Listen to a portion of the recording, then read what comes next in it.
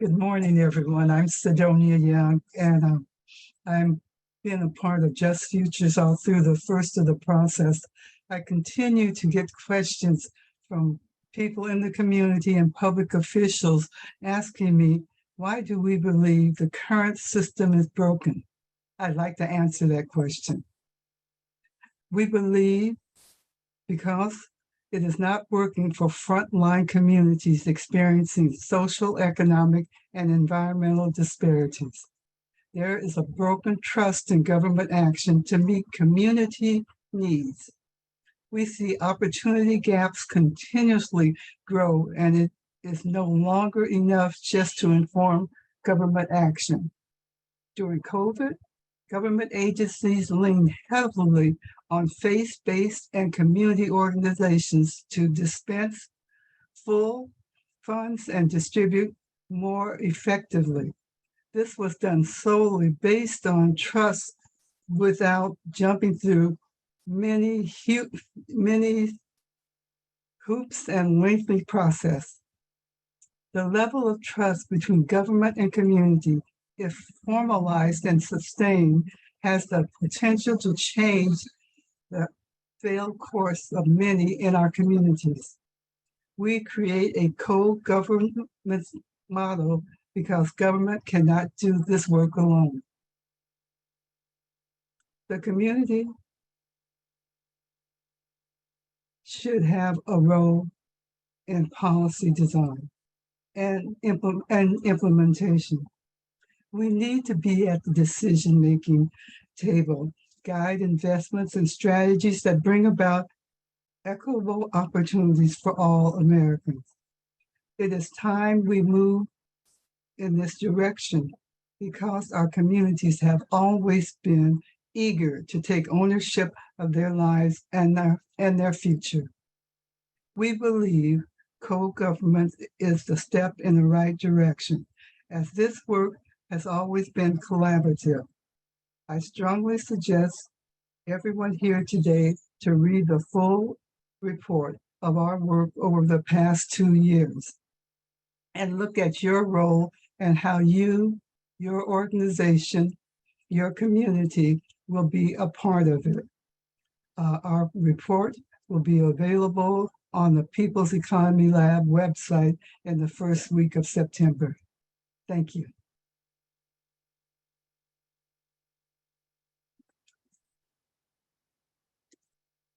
I'd like to introduce Edgar, who will be our next speaker. Thank you, Sidonia.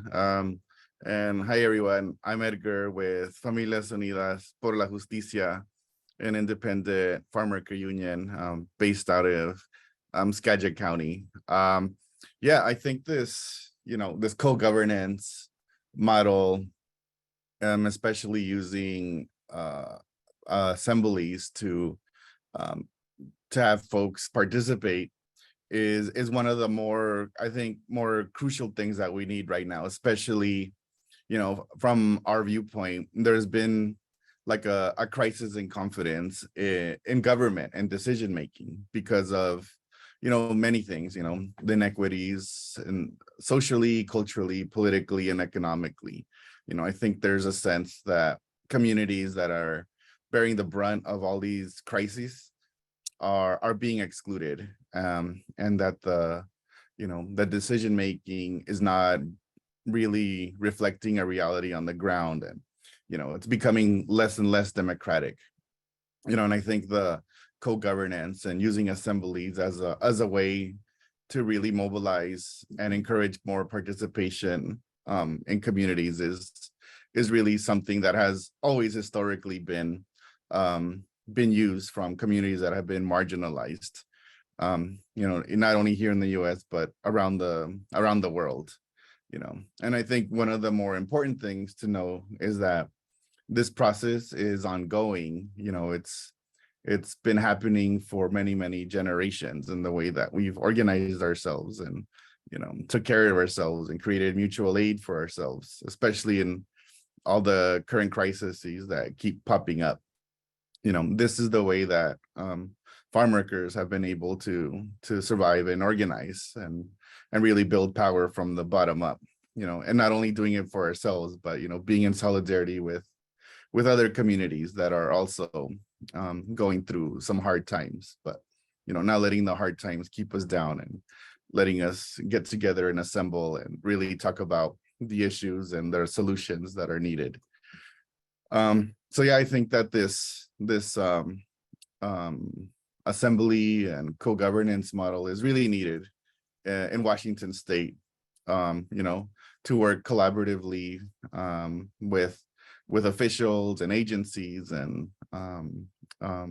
elected officials to really look at some solutions that might not, be the traditional path, but I think that centering the people that are on the ground and, hearing those solutions, that's going to be, really, really powerful and encouraging more confidence into the decision-making process that's going on. So, we want to have something that goes beyond just electoral politics, but it's something that just keeps people engaged for the long run. So I think that this is what I think when we were talking throughout the just transition futures calls, this had been one of like the main things that at least I got out of it. So yeah, the power building, the shifting of narratives, the different ways and paths to get solutions and legislation and community driven practices on the table and being listened to and being taken seriously. I think this is a way. And I think that for me, at least, and speaking from the union and the farm workers here, that this process is gonna go on regardless of, if there's funding or not, or there's legislation or not. And I think that's something that's really powerful that I think we should all keep in mind, that this is, it'd be nice to have a lot of support from everywhere, being in solidarity. But, I think this is an ongoing process that you can't take away from communities.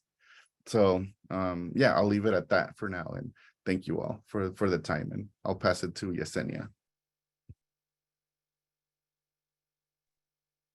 Hi, everyone. Yesenia Gonzalez, as she heard, from Latino Community Fund of Washington State.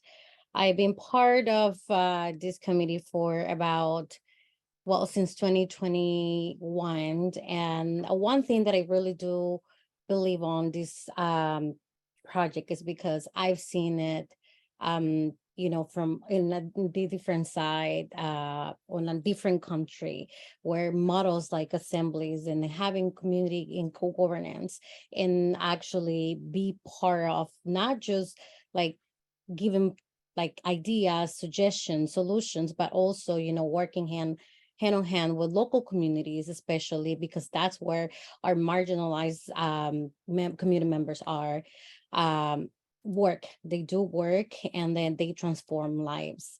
I believe that we can actually make something like this work in our local communities and, work hand in hand with our elected officials here. No one tells our stories better than us. So it is extremely important that our community members are not just represented with their values and what their beliefs are in key positions or in like positions where whether they're with government or not, but they're also participants of all the processes. Budgeting processes are really extensive and they're really knowledgeable for a lot of people. It is hard sometimes, when you have to think about how you want to approach community members and they don't know how processes work. So there's a lot of work, especially as a Latino Community Fund, that we're being actually doing for the past years, where it is a lot of educational for our people to understand how like processes work, how our government works, how we can make a difference by being participant of everything, not just electoral processes, but also how we can change our life on our daily basis activities. how we can be the voices of others that do not have the chance of because of different circumstances in life.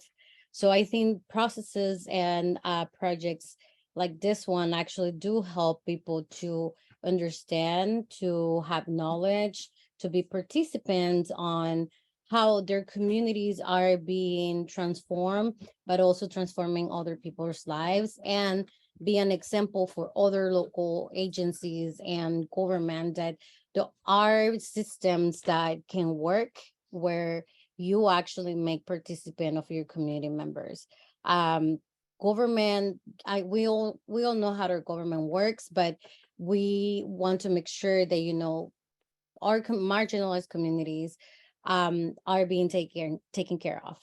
We also that with the 2020 pandemic, like how the disparities in our community members accessing resources and how their lives changed so drastically because they did not have the access to resources, they did not know where to go.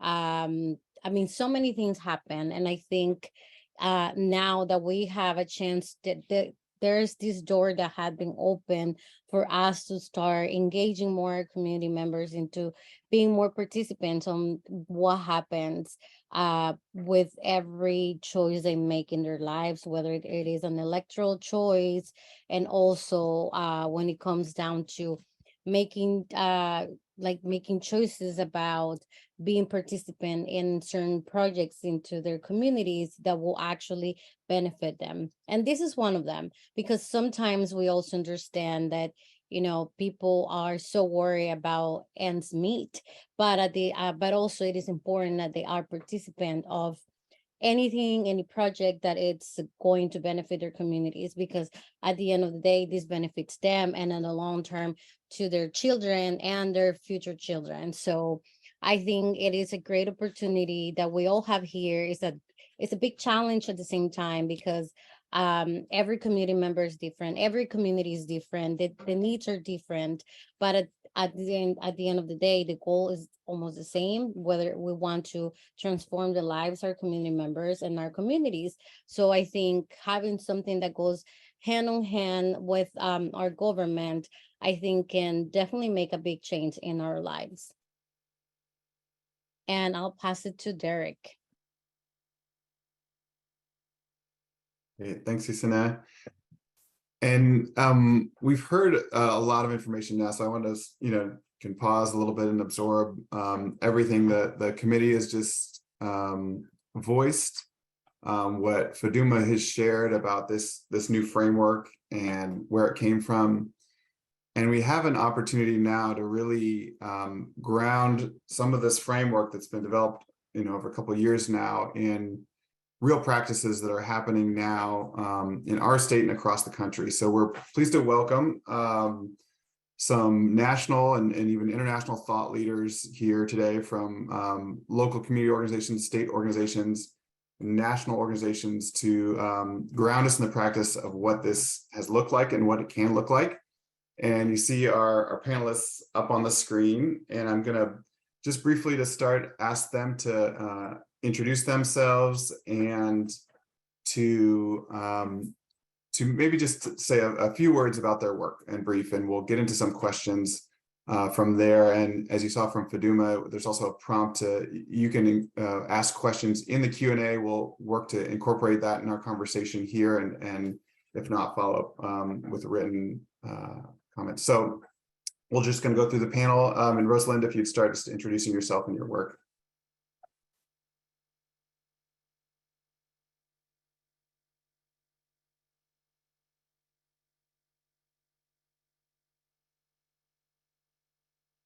Let's see. Sorry. You there? Okay, great.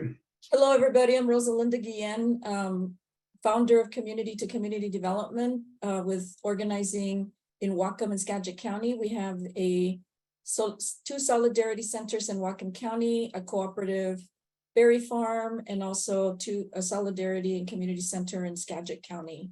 We're a farm worker organizing organization around food systems, food sovereignty, and also women-led and people of color-led. Thank you. I'm excited to be here. Thanks, Rosalinda. And Casey and Ben, if you would introduce yourselves. Hi, everyone. My name is Casey Foster. My pronouns are he and him. I am from an organization called Partners for Dignity and Rights.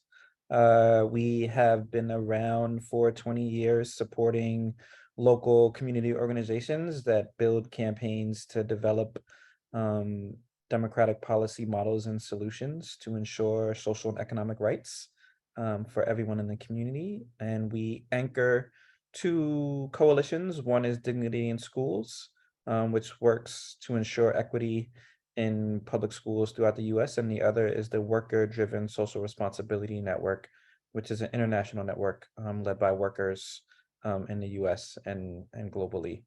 And I will pass it to Ben.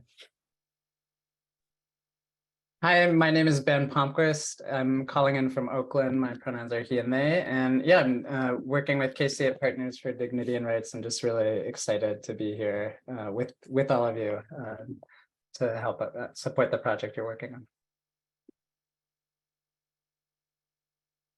All right, and welcome, Lori.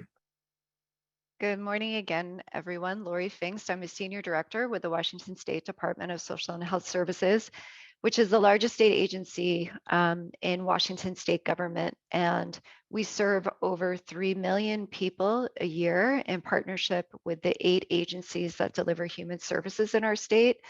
That alone is evidence of the degree of inequality. We serve close to 1/3 of Washingtonians every single year. This work is really near and dear to the goals of our department, which has really undergone a seismic shift in the last few years. And we're proud partners in the economic justice work and also the environmental justice work happening in Washington State and with our community partners. So it's a pleasure to be here. Thanks, Derek. And thank you so much all for joining us. We're really excited about this conversation. And I want to welcome Marcy Bowers back. And Marcy's going to join me. We're both going to be helping to facilitate some of the questions for our panel here. So Marcy, I'll hand it off to you to get started. Great. Thank you, everyone. This is like the highlight of my week to have such a great panel and join you all for a conversation. So Rosalinda, I'm actually going to start with you, and I'm hoping that you can describe the process of community self-determination that you practice at community to community with farm workers. Kind of what does it look like? What does it feel like to participate? Just kind of help make it real for us. Well, I mean, our organization was founded on the idea that we have to develop our own processes because farm workers and low-income Latino workers, especially in rural areas, are just historically and traditionally left out of governmental processes. And any kind of information that's gathered from our community is at times very much staged and not fully complete. And even when we do give good information feedback to state agencies and local governments, our feedback is just not present when the solutions that they develop are, come forth. We're ignored. And frankly, the reason Community to Community was founded was because of that, because we have just not been listened to, and conditions in the agricultural areas of rural Washington state have just progressively gotten worse. And at the bottom line of all of that is the structural racism that exists in many areas of state government and local government. It is painfully clear to us and very carefully ignored by political leaders and other state agency leaders and local agency leaders. Our community continues to suffer from that. So we developed our own processes because we had to. It came out of necessity. One of those processes that I consider a community assembly is when farm workers go on strike. For us, that is a community assembly that comes out of a very necessary action for survival that farm workers need to take. It was out of a community assembly called the strike at Sakuma Farms of over 200, close to 300 farm workers that happened that Familias Unidas was born. A process was carried out, a participatory democratic process where the decision was made to create a union. We also have used from the very beginning, for over 20 years right now, we've been developing our processes of what we call people's movement assemblies. And that includes, gatherings with farm workers that are culturally appropriate to them. Whatever the farm workers, whoever they are, that we've got indigenous people from Oaxaca, Guerrero, Guatemala, Venezuela, whatever that process is necessary for them is what we support and follow. So we've been doing that nonstop for 20 years. This is our 20th anniversary of this type of participatory democracy models. We have dignity dialogues, especially around immigration reform and immigrant issues, where we dialogue with undocumented immigrants, immigrants in general, documented immigrants, but also white allies. So as our organization grew, our gatherings of people's movement assemblies, dignity dialogues, tribunals, vigils have grown to include all sorts of needs from the community, houseless people, low-income renters. I mean, it just goes on and on. So we very much believe in this process, and I can't tell you, you know what it feels like to be in a group of people that have never been listened to, where they create their own process, develop solutions, and then commit to take action. You can, if you're in a room with over 200 farm workers where they're making a decision to take action collectively, the way I feel, it's like you could float, because the energy level is so high and it's so cheerful and the hope just grows. It's amazing. But the same thing happens with dignity dialogues with white allies. When they let themselves be led by impacted communities that are leading the dialogues and presenting those solutions. So we've been working on this for a long time, and this webinar makes me feel excited and hopeful that it's growing out into many other communities. But traditionally, even in our own community, you have to go the whole process through.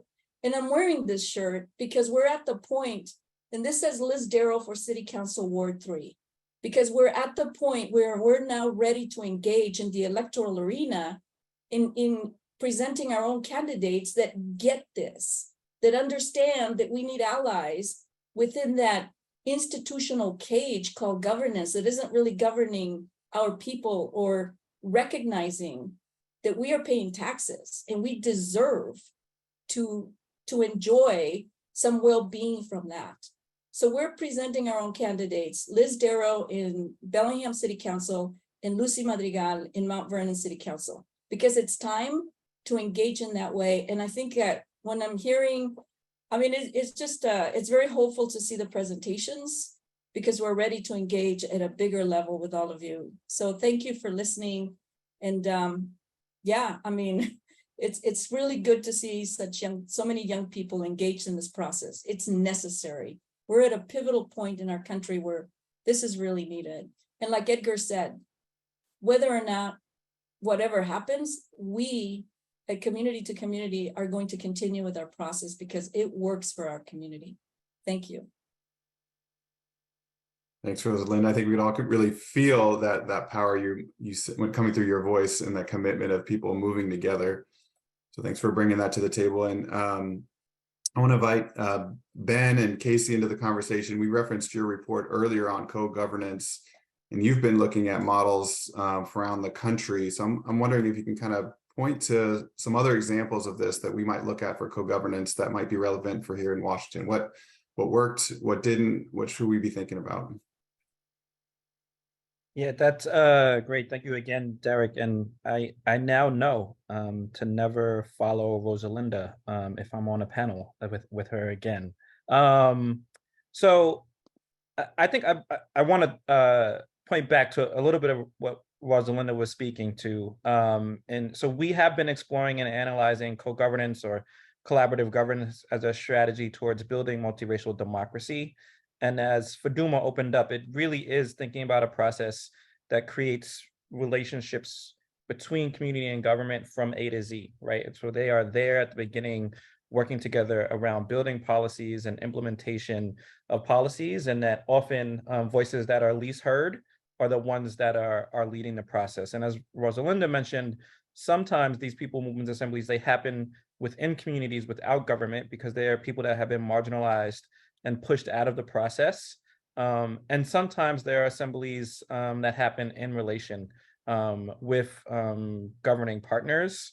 And so Ben is going to share some of the examples that we've been looking at, and they're pretty, widespread, even though they have, they're still struggling to take root. But everywhere from Jackson, Mississippi, where people's assemblies help develop solutions to address an infrastructure crisis, to Puerto Rico's, where assemblies have been essential in developing solutions to rebuild following devastating hurricanes, and other assembly models that are happening in Europe and other places, such as Ireland, where they've provided a community process to address reproductive rights, that we see examples that can include just a government agency working with community, or broader structures that include more representation community working with the whole of government. So Ben is gonna share a few examples that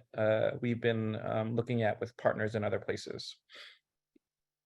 Thanks, Casey. Yeah, I think I'm really excited because I think what you all are doing in Washington is actually really on the leading edge of trying to build out a sort of a statewide scale. What can assemblies and co-governance really look like in a way that works for our communities? But there are a lot of models around where people have been working on this, some rooted in very old, right, Native and Black and immigrant traditions. But these days, I think both around the US and around the world, there's models and lessons that we can learn from.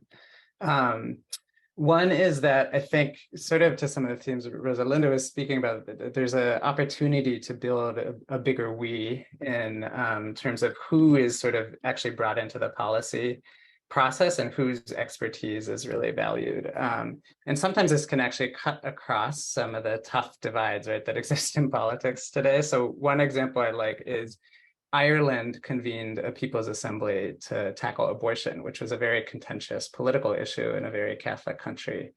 And they brought together a subset of folks who were representative of the national populace.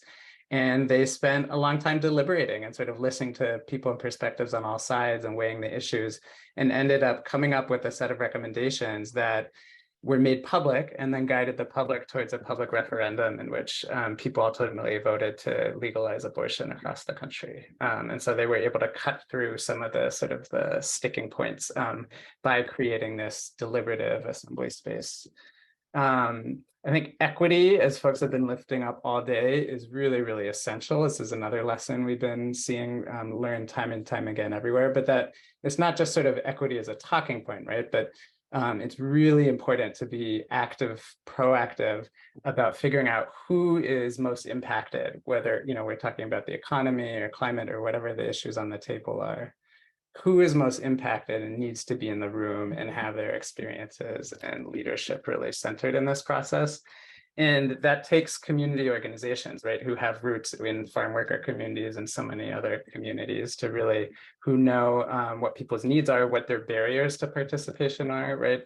Traditional public hearings, notice and comment that agencies do, just the folks who show up, the folks who have the knowledge or the time to sort of participate is very skewed. And so it takes a proactive effort to really get the right folks in the room and then establish clear principles that guide how is this process going to be equitable, and how should our outcomes be and our goals be guided by equity. I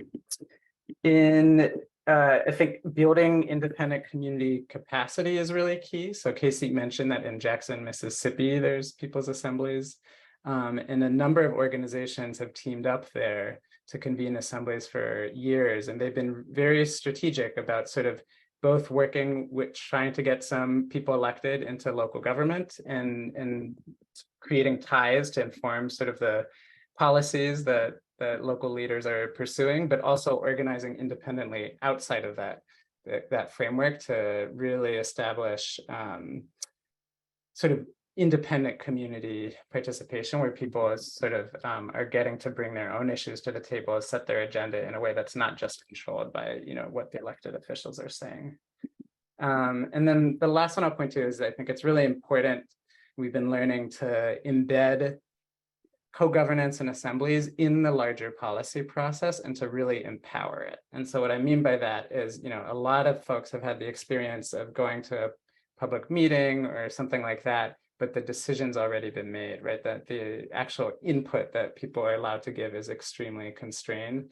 And folks feel that and disengage, and it's not worth their time to participate.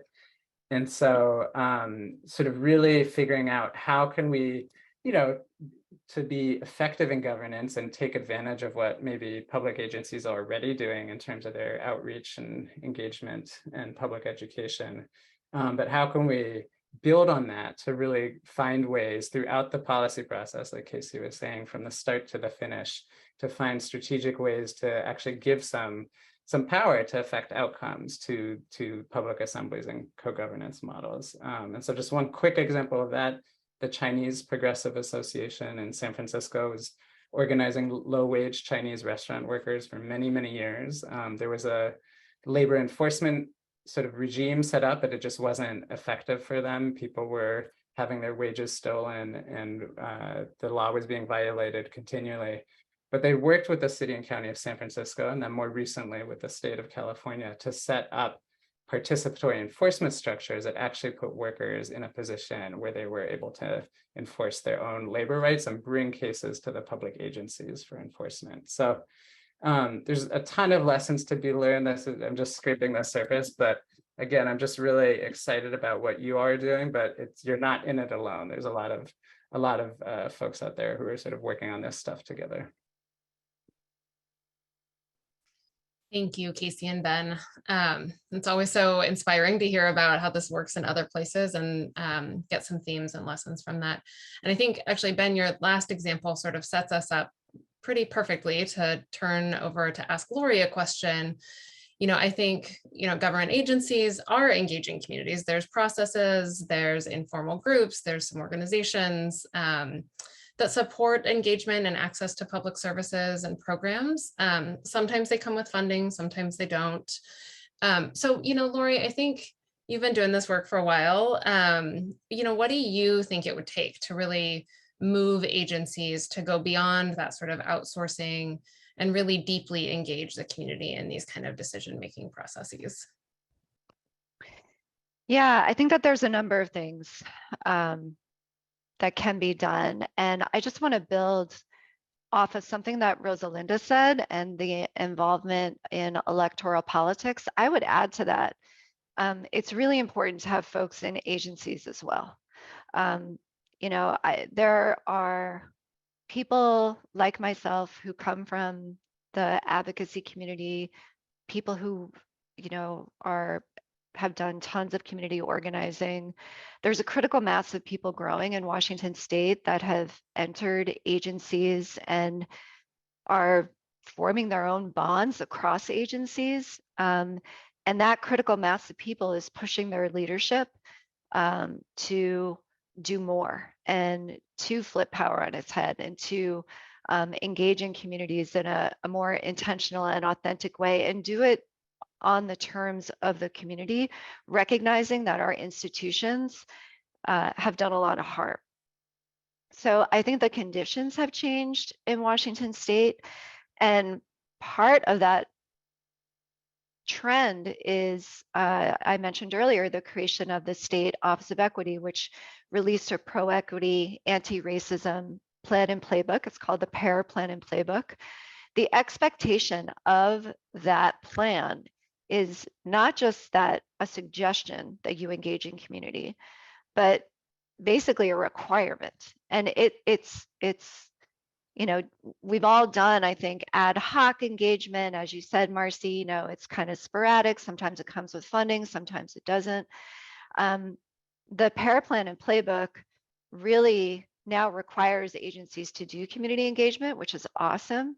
What's not awesome is it hasn't come with I think, level of investment for the community to engage with us, which is why the community assembly model is so important.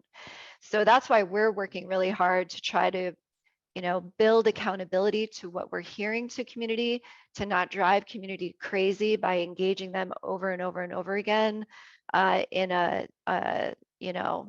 disorganized fashion, to really try to get our act together. And the community assembly model, I think, is is, as Faduma will say, one of the tools to do that. To my knowledge, it's one of the best tools I've seen to be able to do it in a way that really honors the self-determination of communities and can start building that accountability. So the conditions are good in Washington for a lot of reasons. There are models that we have shown work, and news gets around, and people recognize that just like the for-profit communities, when they do user testing or user experience, and they invest billions of dollars in, you know, getting feedback from their customers, we haven't done that. And that's part of why our policies fall short of achieving their stated goals. So that message has been very effective at, I think, persuading agencies to take a different approach. And in terms of some specifics, I think community can and should advocate for the inclusion of assemblies to agencies in their community engagement plans. We're already seeing that in Washington State, that there's this groundswell of support for this concept. There are people in agencies that are wanting to do their work differently. And if you can find those folks, they will be champions for you on the inside. Beyond that, I also think it's really important that we codify equity in every way that we can. So talking to governors, talking to legislators, talking to agency leadership, they may hear that from the inside, but to have folks on the inside pair with folks on the outside speaking together as one. And I know that that's unfortunately a unique way of doing things, but I think it's growing more popular, and it's expected now that we're doing it together. So don't be afraid to go speak to people in power about why this model is needed. You know, what I would love to see is legislation that eventually codifies a community assembly model that builds that accountability to community, that we work together on defining what well-being is, and we hold our agencies accountable to achieving what well-being is in a way that is driven by community. And that includes things like, you know, what data do we use? Does that data reflect, you know, what prosperity means to a given community? Is our work really being accountable to those kinds of definitions? So I think that there's so many different ways that we can change our work. And then finally, I would say, you know, when you organize in community, and, you know, Rosalinda was talking about the Farm Workers Community Assembly. I know that those are sacred spaces and really important areas to build power.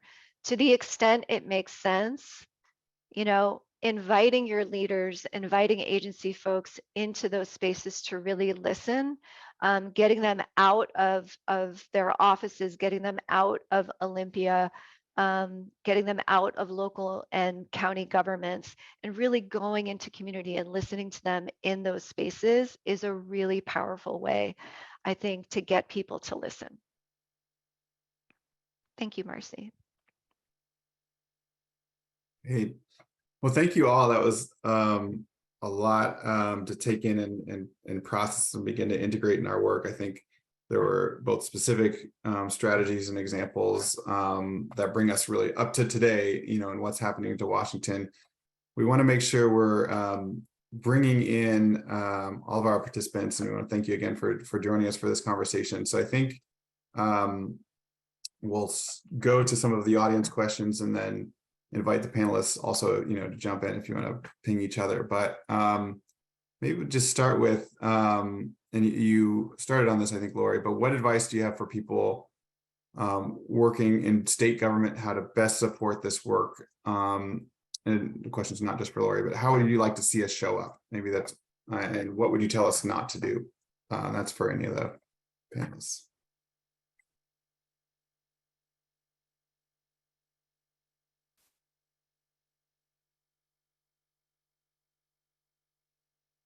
Is this for anybody to answer?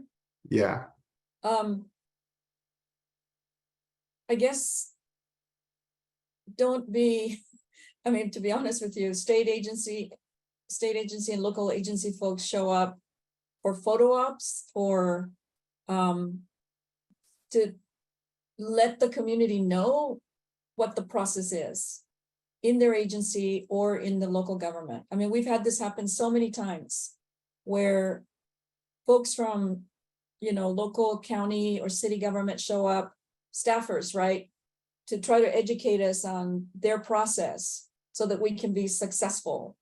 And then not leave without some photo ops. And then we see those in their Facebook postings of, we're partnering with these folks, or this organization is like, what? They were maybe there 15 minutes, 20 minutes max.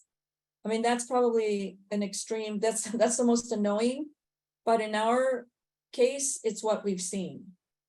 So yes, the space then becomes closed until we've built a relationship with the staffer from whatever agency or local government they come from. And we know them, we know where they come from. We built, it takes time for us anyway, as an organization, to open up the space to staffers after we've built that relationship externally first and spent time with them to try to understand who they really are.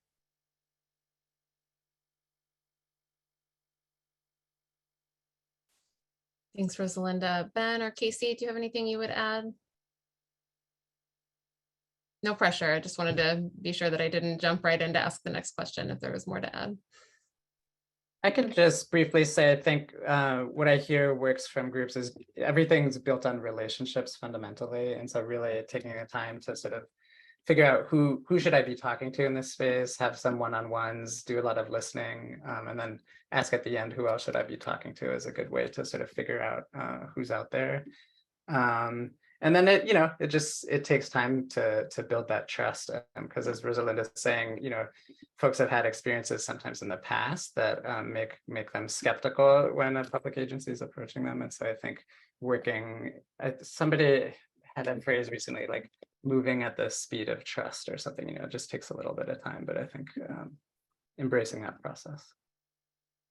I'll just quickly share from some personal experience. It's really important that the process is accountable to the shared principles that are developed at the beginning of the relationship. So for example, there's clarity around transparency.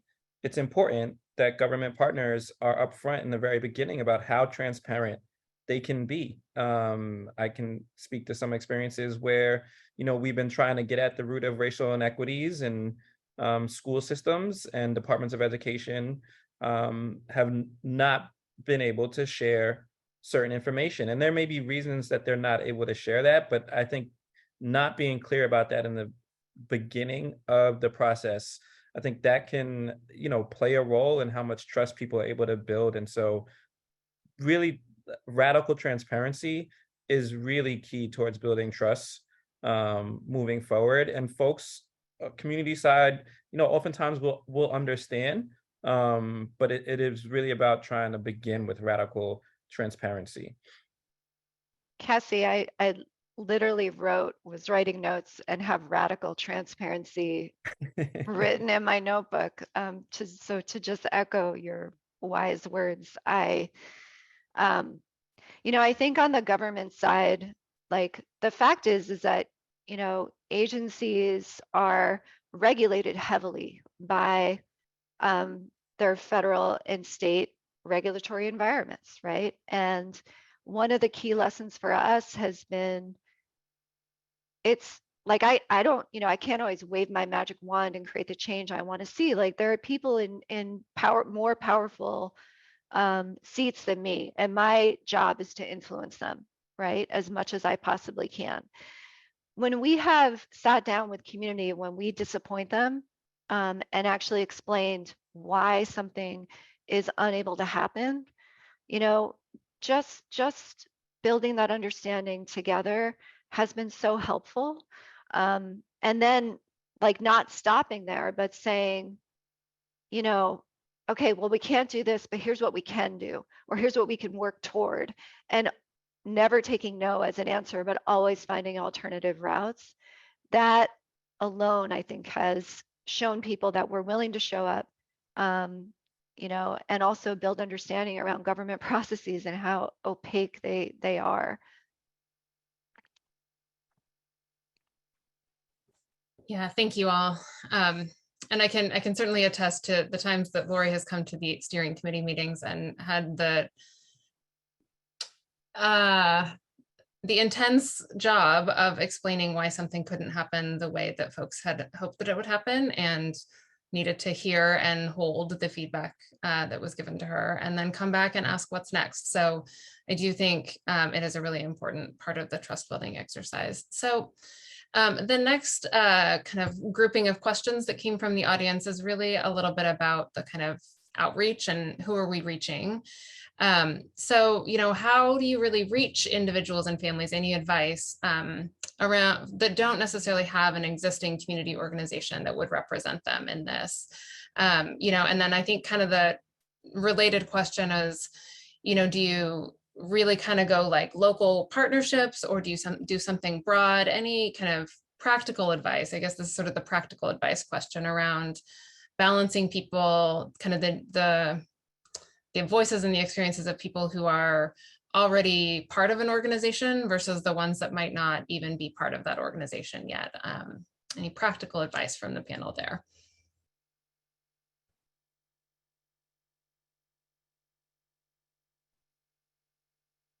Okay. Oh, Go ahead, Rosalinda. I was going to say that, again, we work in rural communities, and so it's small town, where pretty much everybody knows pretty much everybody. And so you can very much feel when you're being willfully ignored. If you're in a small rural area, or you're in a rural area, you know who the leaders in all the communities are. I mean, I think that's the main thing, is identify the leadership in a community, even if they're not in an organization. It's the 1 or 2 or 3 people that everybody from a certain community goes to when there's trouble or issues. Community gatherings, cultural gatherings and traditional gatherings, they're happening all the time. And if you're in an agency or a elected political leader, it's really hard to ignore all of that, but they're ignored. And I think that's the main thing that I would say. It's like, or you should know, pay attention to the communities in your area and what's going on in them, and show up to a public gathering, show up and talk to people, be present, don't be like a tourist there, like be a community member engaging with other community members, no matter who they are or what the community is. There's opportunities all the time to engage with community. And I'm speaking from a rural perspective. It's very, very obvious. We're there.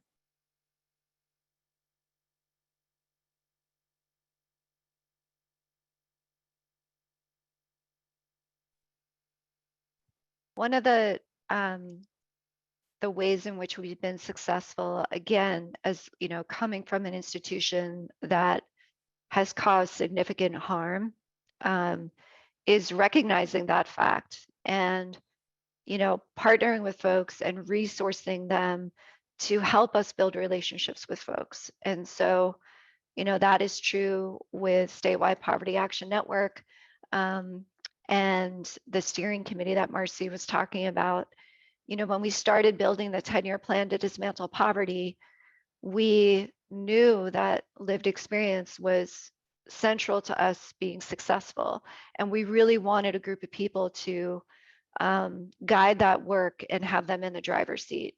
And to do that, we were able to raise money philanthropically to, pass that through and let a trusted community-based organization, build a space where community felt comfortable.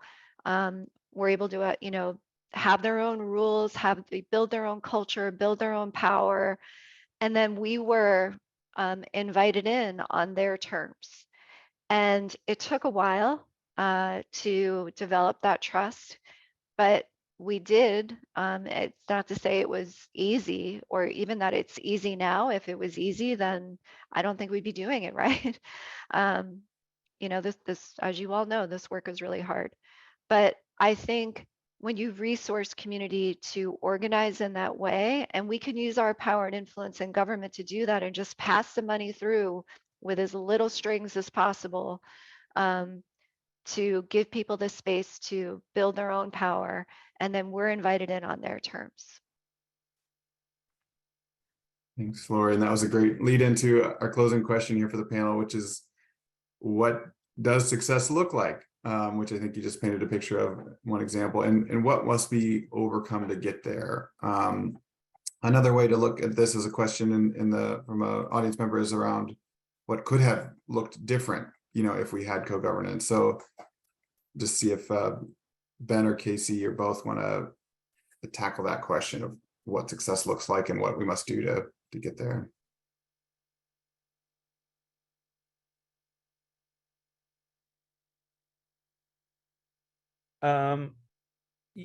It's a good, I think whatever success looks like for Washington, it's got to be co-created by and led by community and those most impacted by the issues. I think you know, what success looks like is really going to be driven by a collaborative relationship between folks in community and government partners. And so I wish I had a more concrete answer, but I think it really is about trusting community partners to work with government to co-create what success looks like for you, because the models, what we've seen, and I think one of the things that we've learned best from looking at this work in different places is that models really depend on the conditions on the ground and where people are. And so what's happening in Jackson may not exactly be the thing that works, or the same, you know, that same exact model may not be the model that is developed in Washington.